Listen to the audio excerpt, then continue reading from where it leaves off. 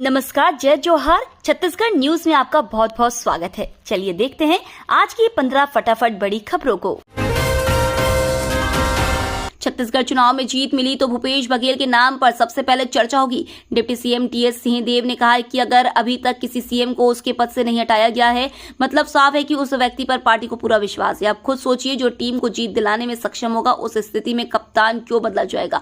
उनका यह कहना साफ कर गया कि सीएम रेस में एक बार फिर भूपेश बघेल ही सबसे आगे चल रहे हैं। अगर कांग्रेस की फिर सत्ता में वापसी होती है, उस स्थिति में भूपेश बघेल का सीएम पद वाला रास्ता साफ रह सकता है। चुनाव को लेकर सभी तरफ से बड़े दावे हो रहे हैं। कांग्रेस तो ज्यादा ही विश्वास में दिख रही है, तभी तो कई कार्यकर्ताओं की तरफ से दावा हो गया है कि 75 से ज्यादा सीटों पर जीत मिलने वाली है। सीएम बघेल ने युवाओं के साथ किया संवाद, नौकरी को लेकर की बड़ी घोषणा। मुख्यमंत्री भूपेश बघेल ने राजधानी रायपुर स्थित भेंट मुलाकात कार्यक्रम के तहत रायपुर संभाग के युवाओं से बातचीत की। राजधानी रायपुर को इंडोर स्टेडियम में रायपुर संभाग के युवा शामिल हुए। भेंट मुलाकात कार्यक्रम में युवाओं का खासा उत्साह देखने को मिला। पूरा स्टेडियम युवाओं से खचाखच भरा रहा। जैसे ही सीएम बघेल की एंट्री हुई तो पूरा स्टेडियम तालियों की गड़गड़ाहट से गूंज उठा। इस मौके पर सीएम भूपेश बघेल ने युवाओं से सवाल जवाब किया, साथ ही कई बड़ी घोषणाएं भी की हैं। कॉलेज में पढ़ने वाले छात्रों के लिए बसों में फ्री टिकट की मांग, सीएम बघेल ने कहा घोषणा पत्र में करेंगे शामिल। मुख्यमंत्री भूपेश बघेल आज रायपुर संभाग के युवाओं से भेंट मुलाकात कर संवाद किया। राजधानी के बलवीर सिंह जुनेजा इंडोर स्टेडियम में आयोजित कार्यक्रम में युवाओं ने बारी बारी से अपने सवाल पूछे और मांग भी रखी। युवाओं ने सीएम बघेल को कक्का कहकर संबोधित किया और छत्तीसगढ़िया अंदाज में संवाद किया। संभाग के 5 जिलों के युवा इसमें शामिल हुए। यहाँ के कॉलेज स्टूडेंट्स, मितान क्लब के सदस्य, प्रतियोगी परीक्षाओं की तैयारी कर रहे अभ्यर्थियों ने मुख्यमंत्री से सीधा सवाल किया। अमित शाह के दौरे पर सीएम भूपेश का तंज, का भाजपा में कुछ भी ठीक नहीं। केंद्रीय गृह मंत्री अमित शाह के रायपुर दौरे को लेकर मुख्यमंत्री भूपेश बघेल ने निशाना साधा है। उन्होंने कहा कि भाजपा में नीचे सब साफ है, जबकि ऊपर भी कुछ ठीक नहीं। इसे ठीक करने के लिए ही अमित शाह रायपुर आ रहे हैं। वहीं प्रदेश कांग्रेस अध्यक्ष दीपक बैज ने शाह को नसीहत देते हुए कहा कि उन्हें अभी मणिपुर में ध्यान देना चाहिए। मणिपुर 80 दिनों से हिंसा की आग में सुलग रहा है। वहां की जनता अपनी जान माल की सुरक्षा को लेकर भयभीत है। डबल इंजन की सरकार मणिपुर की जनता को सुरक्षा देने में नाकाम साबित हो गई है। कांग्रेस ने किया छत्तीसगढ़ के लिए प्रदेश चुनाव समिति का गठन। कांग्रेस ने चुनावी राज्य छत्तीसगढ़ के लिए 22 सदस्यीय प्रदेश चुनाव समिति का गठन किया, जिसके अध्यक्ष पार्टी की प्रदेश इकाई के प्रमुख दीपक बैज होंगे। मुख्यमंत्री भूपेश बघेल, उप मुख्यमंत्री टीएस सिंहदेव के अलावा राज्य सरकार में मंत्री ताम्रध्वज साहू और मोहन मरकाम के साथ साथ छत्तीसगढ़ विधानसभा के अध्यक्ष चरणदास महंत इसके सदस्यों में शामिल हैं। कांग्रेस द्वारा जारी एक बयान में कहा गया है कि पार्टी अध्यक्ष मल्लिकार्जुन खड़गे ने छत्तीसगढ़ विधानसभा चुनाव के लिए प्रदेश चुनाव समिति के गठन के प्रस्ताव को मंजूरी दे दी है। अमित शाह की मौजूदगी में छत्तीसगढ़ बीजेपी की हाई लेवल मीटिंग। छत्तीसगढ़ में विधानसभा चुनाव के पहले बीजेपी में चुनावी तैयारियों के लिए बैठकों का दौर शुरू हो गया है। एक महीने में केंद्रीय गृह मंत्री अमित शाह तीसरी बार छत्तीसगढ़ पहुंचे हैं। आज रायपुर में बीजेपी के प्रदेश कार्यालय में बीजेपी की हाई लेवल मीटिंग हो रही है। इस बैठक में बीजेपी की चुनावी रणनीति पर चर्चा होने की संभावना है, इसलिए इस बैठक को काफी अहम माना जा रहा है, क्योंकि अमित शाह दूसरी बार रात में छत्तीसगढ़ बीजेपी की बैठक लेने रायपुर आए हैं। विधानसभा चुनाव से पहले कांग्रेस की स्पेशल 22 टीम का ऐलान। छत्तीसगढ़ चुनावी मुहाने पर खड़ा है, इसलिए सभी राजनीतिक पार्टियों की तैयारियां तेज हो गई है। कांग्रेस हाईकमान ने प्रदेश चुनाव समिति का गठन किया है। इस समिति का चेयरमैन प्रदेश कांग्रेस के अध्यक्ष दीपक बैज को बनाया गया है। सीएम भूपेश बघेल, टीएस सिंहदेव समेत कई कैबिनेट मंत्रियों के कुल 22 लोगों को इसमें जगह दी गई है।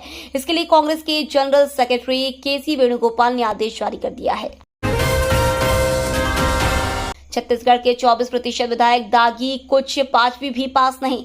अगले कुछ महीने में देश के 5 राज्यों में चुनाव होने इससे ठीक पहले एडीआर और नेशनल इलेक्शन वॉच ने देश भर के विधायकों को लेकर एक रिपोर्ट जारी की है।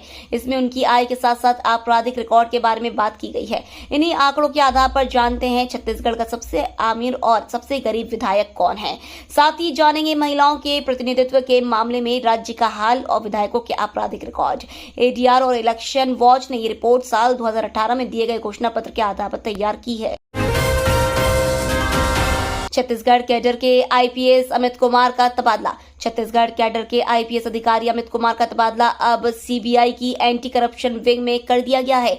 आईपीएस अधिकारी अमित कुमार 1998 बैच के अधिकारी है। 2011 से वे डेपुटेशन पर सीबीआई में है। वहीं 2019 में उन्हें संयुक्त निदेशक का पदभार दिया गया था। अमित कुमार पूर्व केंद्रीय मंत्री लालू प्रसाद यादव के चारा घोटाले की जांच भी कर चुके हैं। बता दें कि साल 2008-9 में आईपीएस अमित कुमार रायपुर एसपी भी रहे हैं।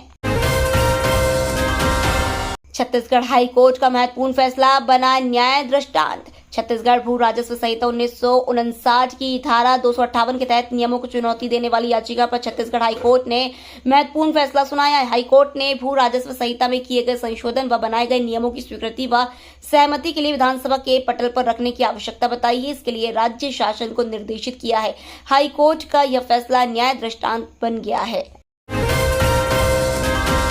बीजापुर के जंगलों में पुलिस और नक्सलियों के बीच हुई मुठभेड़। छत्तीसगढ़ के बीजापुर जिले के पोटेनार और केशा मुंडी के जंगलों में पुलिस और नक्सलियों के बीच हुई मुठभेड़ में पुलिस के जवानों ने एक हार्डकोर नक्सली को मार गिराया है। जानकारी के मुताबिक भैरमगढ़ एरिया कमेटी के 10 से 15 हथियारबंद नक्सलियों की मौजूदगी की सूचना पर डीआरजी बस्तर फाइटर्स और सीआरपीएफ की 222वीं बटालियन के जवान सर्चिंग पर निकले थे। इसी दौरान नक्सलियों, पुलिस और उनके बीच में जबरदस्त मुठभेड़ हुई। बस्तर के जंगलों में हो रहा बाघों का शिकार। देश में पहले ही बाघों की संख्या कम है और इनके संरक्षण और संवर्धन के लिए लगातार भारत सरकार के द्वारा प्रयास किए जा रहे हैं। वहीं छत्तीसगढ़ के बस्तर के रिजर्व फॉरेस्ट एरिया में 3 महीनों में 2 बाघों का शिकार हो गया है। रिजर्व फॉरेस्ट एरिया में बाघों की सुरक्षा में इसे बड़ी चूक माना जा रहा है। पहला मामला बीजापुर में स्थित इंद्रावती टाइगर रिजर्व का है। यहाँ एक 2.5 साल के शावक को जाल में फंसाकर शिकारियों ने उसकी हत्या कर दी। छत्तीसगढ़ में ट्विटर वॉर से सियासी उबाल। राजनीतिक पार्टियों के नेता एक दूसरे को जुबानी तीर से घायल करने में जुटे हुए हैं।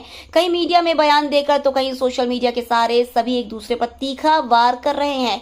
इसी बीच पूर्व सीएम डॉक्टर रमन सिंह के ट्वीट पर पलटवार करते हुए सीएम भूपेश बघेल ने उन्हें गेंडी दौड़ का ओपन चैलेंज दिया था। अब सीएम बघेल के चैलेंज पर उनके भतीजे सांसद विजय बघेल ने जवाब दिया है। हाल ही में छत्तीसगढ़ में हरेली तिहार के दिन से छत्तीसगढ़ ओलंपिक की शुरुआत हुई है। छत्तीसगढ़िया ओलंपिक शुरू होते ही इस पर छत्तीसगढ़ में सियासत भी शुरू हो गई है। छत्तीसगढ़ में यूट्यूब चैनल्स के इम्पैनलमेंट के लिए प्रदेश सरकार ने आमंत्रित किया ऑनलाइन आवेदन। छत्तीसगढ़ राज्य एवं राज्य के बाहर के पात्र यूट्यूब चैनल्स को इम्पैनलमेंट किए जाने के लिए ऑनलाइन आवेदन पत्र आमंत्रित किए जा रहे हैं। ऑनलाइन आवेदन की अंतिम तिथि 3 अगस्त 2023 निर्धारित है। यूट्यूब चैनलों के इम्पैनलमेंट हेतु जनसंपर्क संचालनालय स्तर पर आयुक्त संचालक द्वारा अपर संचालक की अध्यक्षता में एक समिति गठित की जाएगी।